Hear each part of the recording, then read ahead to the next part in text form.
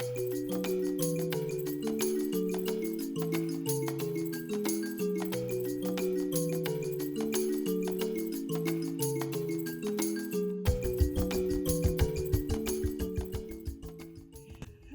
this is Marjory Wildcraft, and I am in Buell, Idaho.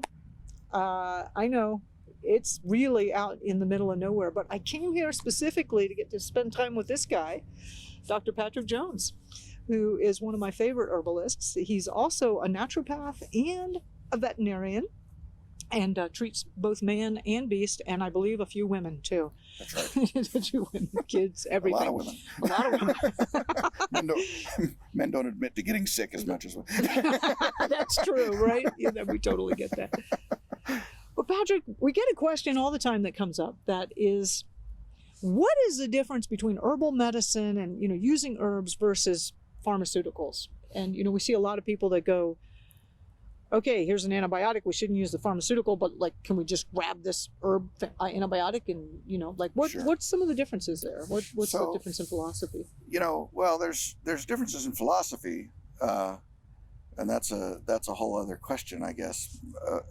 The question, and we talked about that with Kimber, your daughter, this morning, about the difference between a modern medical practitioner versus a more traditional healer. Mm-hmm. Is the question they're asking, and the question that modern medicine asks is, what's wrong with you? And then I got a pill to fix that, or at least to make it quit bothering you. We may not fix it, but we can make it go away. We'll make that symptom.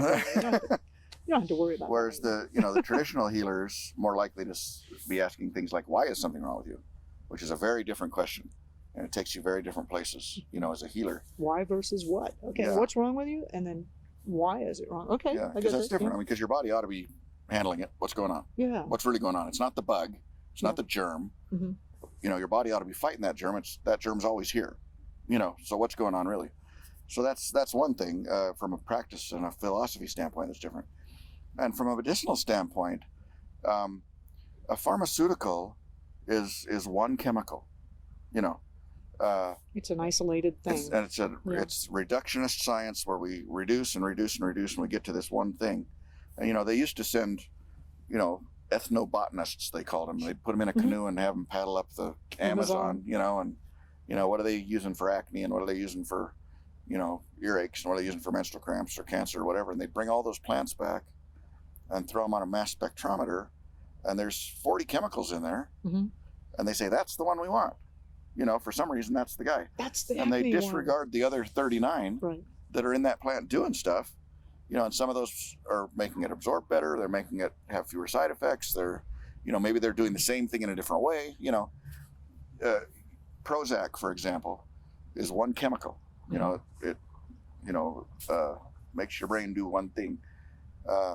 St. John's wort has, a lot of chemicals in it that do things to your brain. There's a dozen. Barberry has lots of chemicals in it that are antibiotic, versus penicillin, which is one thing. And so in some ways, the herb is offering a broader palette of choices to the body and saying, what do you need? What do you need?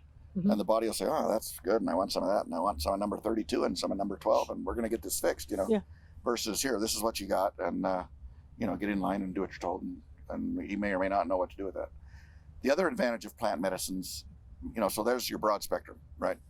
And that's important, especially, sometimes I'll get a dog or a cat in that's really sick, has a high fever, and we don't know what, especially cats sometimes, they actually have a medical condition called fever of unknown origin.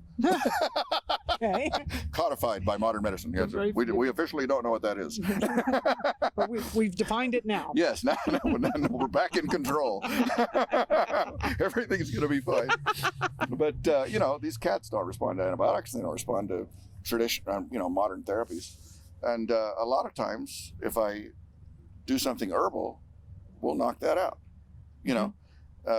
and it's, there's getting to be a significant problem with antibiotic resistance because it's one chemical. Yeah. And, if you go up to a guy and you whack him with the same stick every day, pretty quick he's going to figure out how to not get whacked with that stick, But if you've got a knife and a grenade and some pepper spray and, a chainsaw, that's harder to deal with. You're going to deal with that. You know, so we're offering with an herb.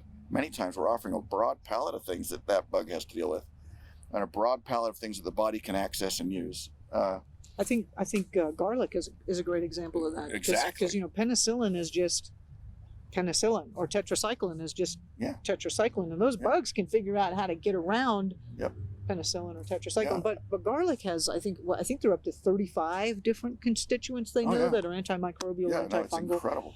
And the bugs can't figure out how to get around 35. Yeah, it's hard. So the other thing that's really important about the plant medicines is, our bodies know what to do with plants.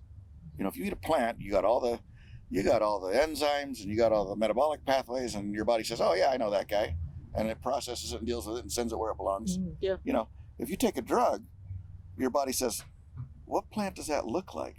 How am I going to process that? What is that? With all my plant enzymes, that I usually use to digest and process and assimilate things, and it's not as smooth a transition, and it's a little more jarring to the body. You get more side effects. You get more, rejection, from the liver saying, "Oh, I don't know what that is.